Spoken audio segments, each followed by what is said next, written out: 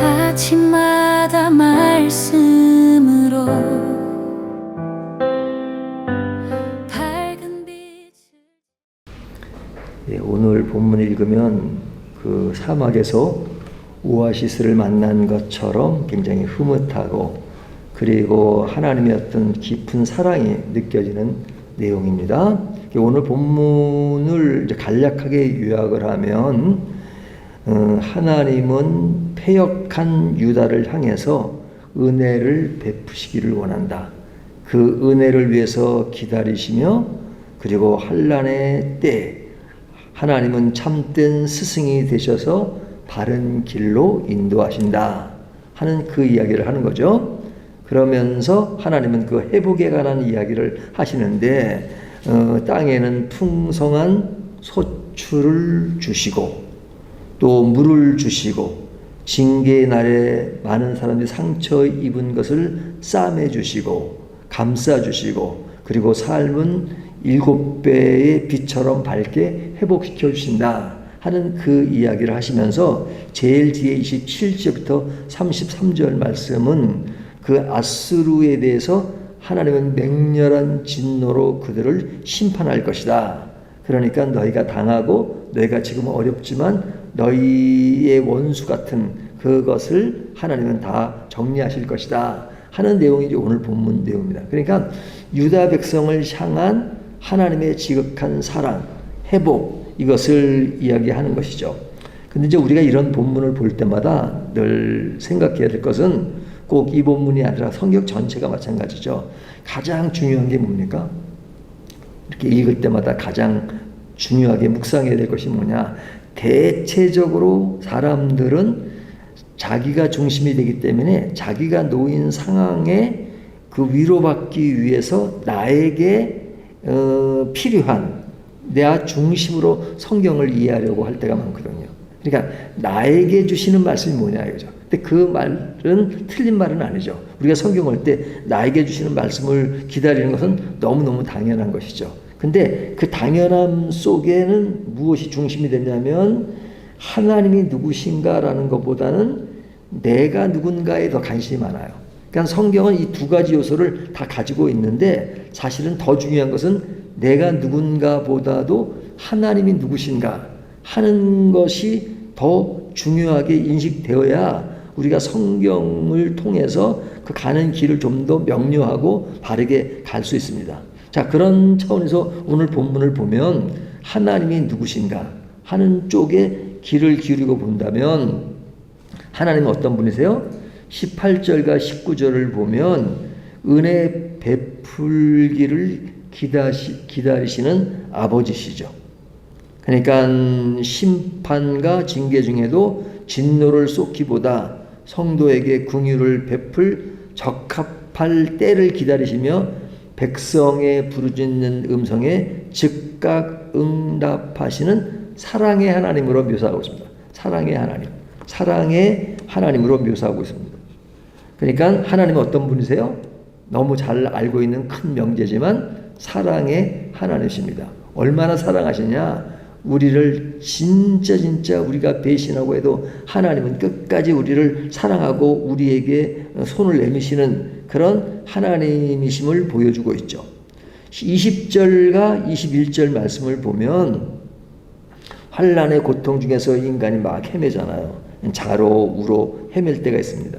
그러면 하나님은 뒤에서 뭐라고 말씀하세요? 이것이 바른 길이니 이 길로 가라 라고 뒤에서 딱 인간을 조종하시는, 세밀하게 인도하시는 영적 안내자로서의 하나님을 이야기하고 있잖아요. 그러니까 앞에 이야기는 사랑의 하나님이라면 그 사랑의 하나님 중에서 지금도 세밀하게 인도하시는 영적 안내자로서 하나님을 이야기하고 있습니다. 그러니까 하나님이 우리에게 섬세하게 이야기해 주죠.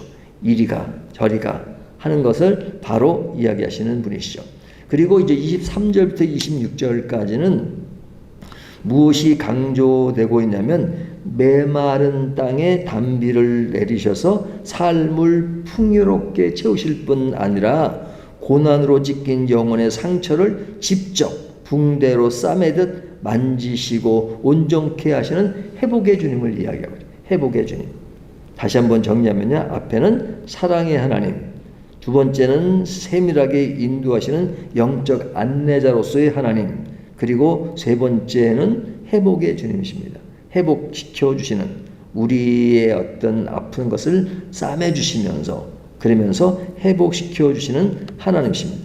그리고 27절부터 33절까지는 조금 전에 이야기한 것처럼 성도를 괴롭히는 대적을 친히 위험 있는 목소리와 불타는 심판으로 쳐 부수사 정의를 완성하시는 절대 주권자 하나님. 절대 주권자 하나님. 그러니까 이 네 가지가 오늘 본문에 잘 나타나 있습니다. 그러면 우리가 지금 무엇을 강조했어요? 하나님이 누구신가 하는 것을 강조했는데요. 성경을 읽을 때 하나님이 누구신가에 더 집중해야 될 이유가 뭐냐? 그 이유는요. 성경의 주인공은 인간의 열심이 아니라 하나님의 은혜이기 때문에 그렇습니다. 하나님의 은혜. 그러니까 성경을 읽을 때 인간의 열심, 모든 종교들은 인간의 열심을 되게 강요해요. 그러니까 뭐 열심히 해야 내가 너에게 복을 준다 하는 것이 일반 종교예요. 그러나 성경은 우리에게 인간의 열심보다 더 강조하는 것은 뭐냐면 하나님의 은혜입니다. 하나님의 은혜. 너희가 열심히 해서가 아니라 열심히 하지 않고 부족하고 죄인이지만 하나님의 은혜로 내가 너를 이끌어간다. 너를 사랑한다. 너를 구원한다. 그러니까 그 구원의 하나님을 믿고 그 안에서 인생의 참다운 길이 무엇인지, 신앙의 좋은 길이 무엇인지를 알고 그 안에서 진정한 샬롬, 평안을 누려. 이것을 이야기하는 것이 우리 신앙입니다.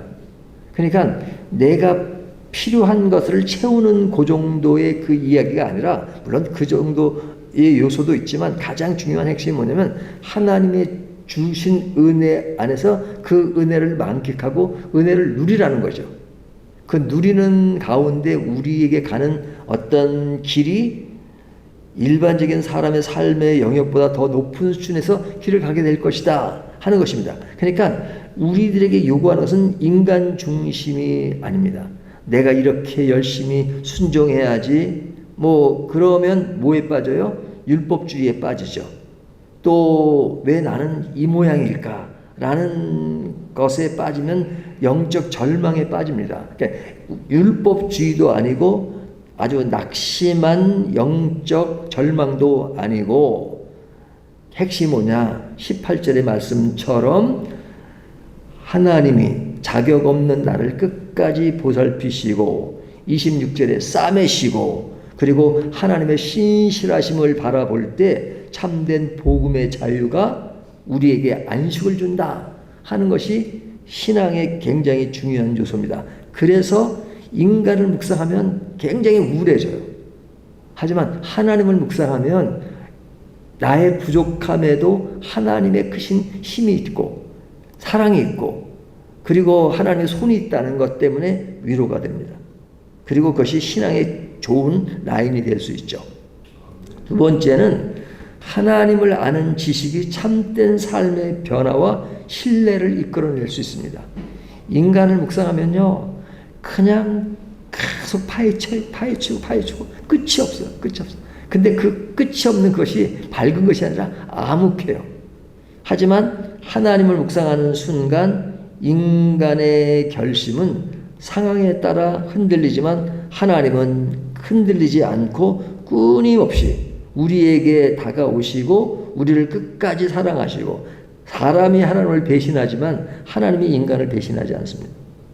그러면 그때서야 우리가 가지는 우상을 집어 던지고 잠잠히 주를 따르는 자발적인 순종이 일어날 수 있죠. 그래서 하나님을 묵상하는 것이 중요합니다. 하나를 더 말씀드리면 고난의 현실을 해석하는 유일한 해답이 하나님이십니다. 우리가 인생의 고달픔이 있으니까 세상에서 그 나름대로 해답을 주는 것이 많잖아요. 어떤 사람은 그냥 웃는 거, 웃으면 행복이 온다. 막 웃는 그 치료도 있어요. 그래서 그 웃는 치료 이렇게 영상을 보면 사람들에게 막 그냥 소리내서 웃는 걸 가르치잖아요. 막 하하하 호호 이렇게 가르쳐요. 그렇게 하면 도움은 되겠죠. 사람이 부정적인 생각을 가지고 있는 것보다 긍정적인 생각을 가지면 도움이 많이 됩니다. 그리고 뭐 그 외에도 많은 어떤 인생에 있어서 그런 위로를 주고 또 안정시켜주는 일시적인 진통제 같은 요소들은 엄청나게 많죠. 그래서 도움이 되고 그것도 잘 유용하게 쓰는 것은 필요합니다. 하지만 그것이 근본적인 인간을 치유하지 않아요. 근본적으로 인간을 치유하는 것은, 고난에서 벗어나게 하는 것은 오직 하나님 외에는 없습니다. 그렇기 때문에 내 상황만 바라보면 한란의 떡과 고생의 물, 20절에 그렇게 얘기하잖아요. 그것은 뭐냐? 고통과 저주뿐이에요. 그러나 오늘 본문이 이야기하는 것은 그 한란 뒤에 참된 스승으로 서 계신 하나님을 묵상할 때 그 고난조차 나를 바른 길로 인도하시는 하나님의 선하심과 그 분의 연단임을 깨닫고 인내할 수 있는 힘이 생기는 것이죠. 그래서 하나님을 먼저 묵상하는 것이 중요합니다. 물론 사람을 묵상하지 말라는 건 아닙니다. 하나님에 대한 이해, 인간에 대한 이해, 현실에 대한 이해를 늘 강조하잖아요. 하지만 가장 중요한 것은 먼저 기초와 기둥이 뭐가 되냐? 하나님에 대한 묵상이 되어야 된다. 그러니까 성경을 볼 때마다 제일 먼저 가야 될 것은 하나님이 누구신가입니다. 그러니까 하나님이 누구신가 그 범주 아래서 인간이 누군가를 하면 모든 것이 잘 정리가 되는데, 처음부터 인간이 누군가 그리고 이제 마지막에 하나님 갖다 붙이면요, 하나님은 완전히 보조수단밖에 안 돼요. 하나님을 주인공으로 등장해야지만 내 신앙의 발전도 이루어지고, 그리고 성경을 이해하면서 그 속에서 진짜 은혜가 무엇인지를 알게 돼요. 하지만 사람이 먼저 가면 안 됩니다. 하나님이 먼저 가고 그 다음에 인간, 그리고 현실적인 것들을 하면 하나님의 영역 안에서 볼 때 큰 은혜가 된다는 것을 본문이 교훈하고 있는 것입니다. 오늘 이 말씀을 가지고 우리가 제일 먼저 무엇을 먼저 바라봐야 하는가 하는 것들을 마음에 새기면서 오늘도 하나님 안에서 큰 은혜를 느끼는 저와 여러분이 되시기를 주님의 이름으로 축원합니다.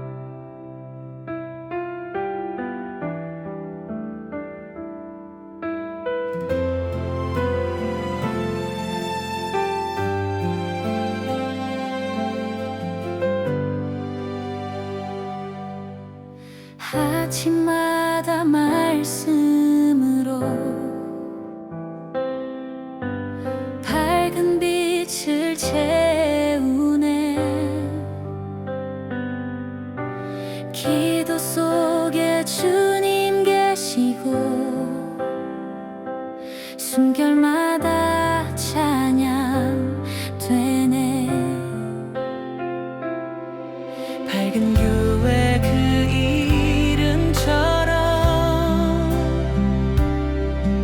세상 속에 예배하리. 그 작은 빛도 주님께서 세상을 향해 비추시네. 우리는 밝은 빛으로 서로를